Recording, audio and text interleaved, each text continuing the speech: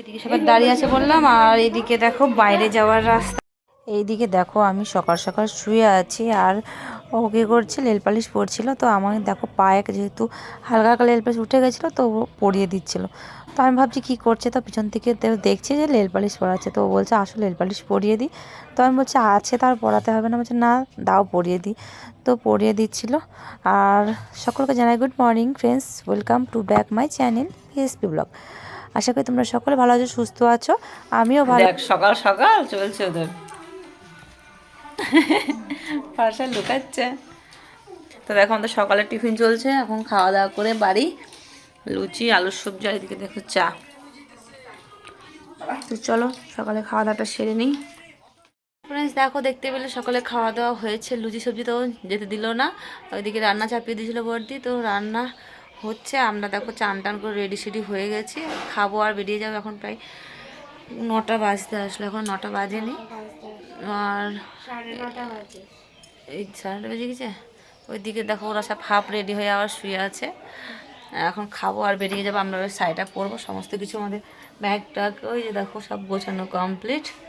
তো চলো ওইদিকে সেই যে চান করছে, করলে খেয়ে বেরিয়ে যাব, 10টার মধ্যে বেরিয়ে যাবো। কারণ তোমার দাদাভাই প্রচণ্ড রেগে গেছে, এখনও সকাল থেকে ফোন করেনি জানো তো, আমিও করিনি, কারণ বকা দেবে, ফোন করলে বকা দেবে। কারণ সত্যি বকা দেওয়ারই মতো 4 দিন হয়ে গেল, তো কী বলবো। তো চলো রেডি হয়ে তারপরে দেখা হচ্ছে। তো দেখো ফ্রেন্ডস, আমরা রেডি বাড়ি যাওয়ার জন্য। আবার দেখতে পাচ্ছি যে লুকে এসেছি সেই লুকে রেডি, কারণ এইসবই পরে এসেছিলাম। তো চলো আমাদের খাওয়া দাওয়া কমপ্লিট হয়ে গেছে। খাওয়া দাওয়া তোমার সঙ্গে শেয়ার করা হয়নি, কারণ মোবাইলটা উপরে রেখে গেছি, নিয়ে যেতে মনে ছিল না মোবাইলটা। তো চলো যাই হোক, হয়ে যায় দেখো আমরা সব রেডি, এখন যাবো বাড়ি। তো চলো গিয়ে দেখা হচ্ছে, টাটা। দেখি সাবধানে।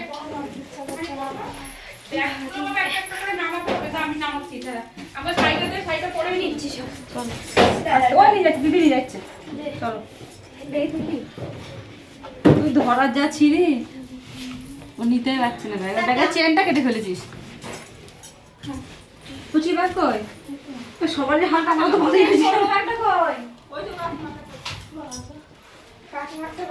আমার কাছে দুটোই। তো দেখো এটা বড়দির দোকান, আর এই একটা ঘর। আজকে দেখিয়ে দিয়ে যায়, যা বর্ষা যাওয়ার সময় দেখানো হয়নি। ওই যে দেখো ওখানে টিভি রাখা, আর এই যে দেখো, হ্যাঁ হ্যাঁ এই ঘর, এক দোকান, আর চাল খা। আর এদিকে সবাই রেডি বাড়ি যাওয়ার জন্য। কি পড়লো? ও চশমা, ও চশমার সাথে পরে থাকে। আর এখানে যাও উপরে, আর এইটা দেখো বড়দির ফ্রিজ, আর এই একটা ঘর, এই ঘরে আমরা খাওয়া দাওয়া করছিলাম। এইদিকে দেখো ইন্ডাকশান আছে এখানে, আর এইদিকে একটা কলের পার, আর এইদিকে বাথরুম এটা। তো চলো যাওয়ার সময় তোমাদেরকে সবটা দেখিয়ে দিলাম।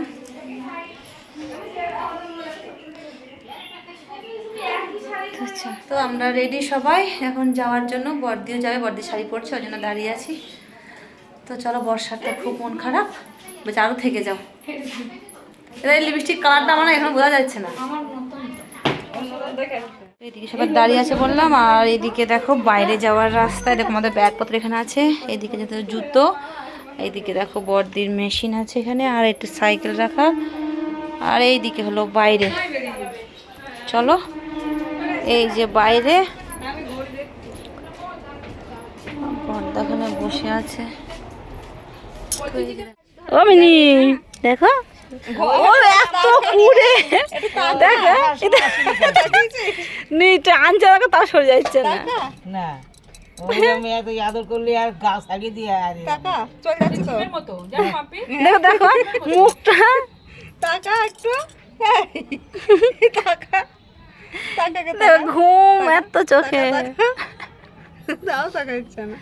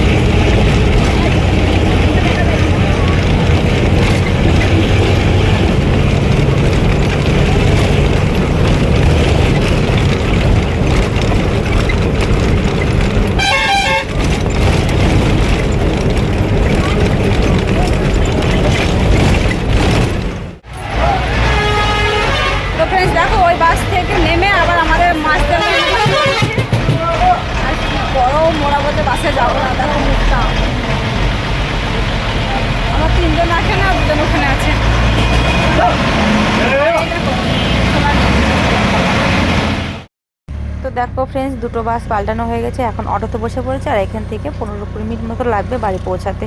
তো চলো তোমরা ভিডিওটা দেখতে থাকো, আশা করি ভালো লাগবে। যে সময় বার হয়েছিলাম, না না সেই সময়ই হয়, তাই বলছি এখান থেকে কটার সময় হয়েছিল? 1:30টার সময় না? ওই 1:30টায় ধরো, সেই সময় পৌঁছানো বাড়ি। তো ফ্রেন্ডস দেখো বাড়ি চলে এসেছি, এখন বাজে 1:20, আর ওখান থেকে বার হয়েছিলাম 11:20 না, 11:30 মতো মনে হয়, 12:30, প্রায় 2 ঘন্টা লেগে গেল। কারণ রাস্তায় আমাদের একটু দাঁড়াতে হয়নি সেরকম, বাসও মানে টাইম মতো পেয়ে গেছি, তো লেট হয়নি একদম। আর ও দেখো বাসে আসতে পারে না, এসে দেখো শুয়ে পড়েছে, বলছে টোটো করতে। ওখান থেকে নবদ্বীপ থেকে, যেখানে আমরা 120 টাকায় আসলাম, মানে 25 টাকায় আসলাম, 25 টাকা ভাড়া, 125 টাকা 5 জনের, আর সেখানে বলতে 400 টাকা। তো সম্ভব বলো যাওয়া আসা, তো ওই জন্য গাড়িতে এসছে, ওরা বাসে উঠতে পারে না বলে ওদের অসুবিধা হয়েছে। আর এদিক থেকেও তাই, তো এদিক থেকেও 25 টাকা করে ভাড়া, তো বাসে এসছে। আর এই দিক থেকে অটোতে এসেছি, তোমার ওখান থেকে 20 টাকা তো নেই, মানে প্রায় 300 টাকা মতো সেভ করেছি। ভালো করেছি তাই না বলো? ওদের আর ওরা 2 মেয়েই বলছে টোটো যাবো। টোটোতে গেলে এখন পুরো 400 টাকা, এদিকে 300 টাকা তো নিতই, 700 টাকা। সেই জায়গায় আমরা মোটামুটি 300 টাকায় চলে এসেছি।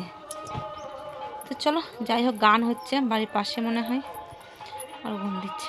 দেখো এসেই পেয়ে গেছি রান্না করা ভাত, আলুর তরকারি, আলু পটল মনে হয় কি একটা সবজি করেছে ঝোল ঝোল করে, আলু ভাতে দিয়েছে আর ভাত। তো দেখো ওর বাপের হাতে প্রথম রান্না খাচ্ছে আজকে। পুরা কেমন হয়েছে? তো কথা নেই, তোমার থেকে ভালো। আমার থেকে ভালো, দেখি খেয়ে।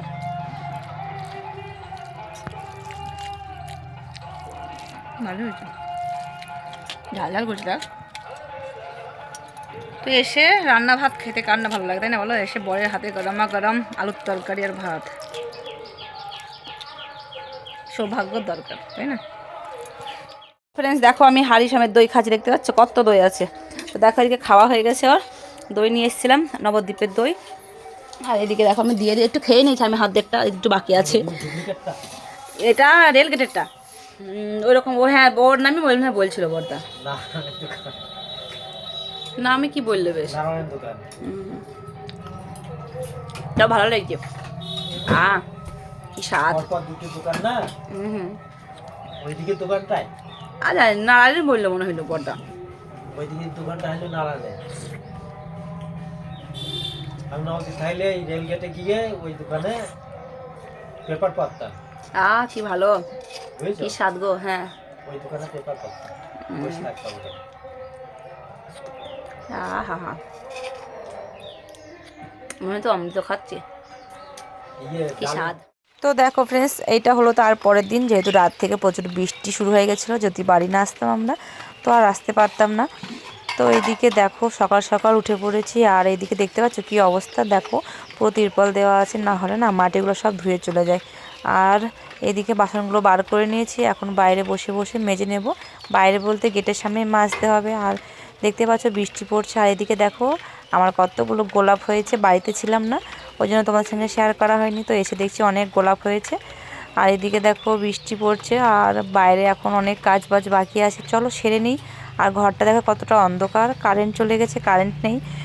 এদিকে কি বলতো, বৃষ্টি হওয়া মানে কারেন্ট চলে যাবে গ্রামের দিকে, এটাই হলো সবথেকে সমস্যা। তো যাই হোক, কারেন্ট তো যাবেই, তো ও থেমে থাকলে তো হবে না, কাজগুলো তো সারতে হবে। তো চলো এখন ঝটপট করে কাজগুলো আমি সেরে নিই, তোমরা দেখতে থাকো।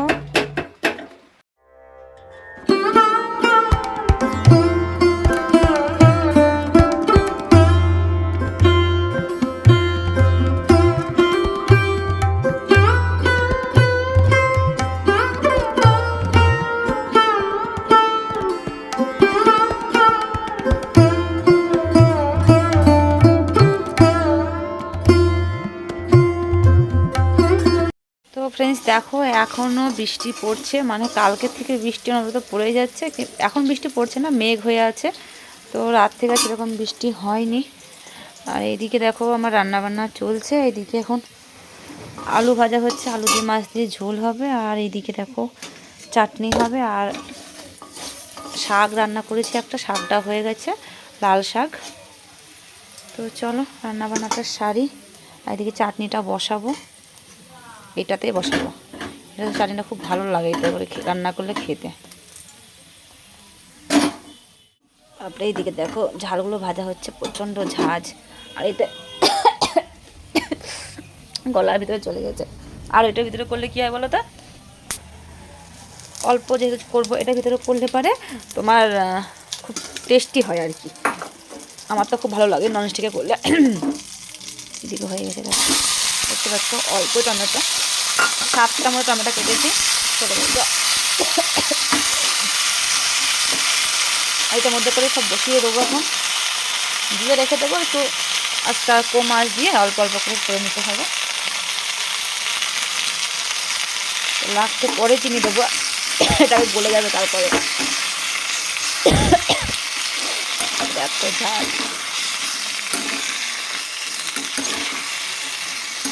তোমরা একদিন এরকমভাবে ননস্টিক বাটিতে করে চাটনি করে খেয়ে দেখবে, দারুণ মানে দারুণ হয়। বৃষ্টি পড়েই চলেছে, বৃষ্টি থামার আর নাম নেই। আর এদিকে দাদু এসছে দুধ দিতে, দেখো কি অবস্থা।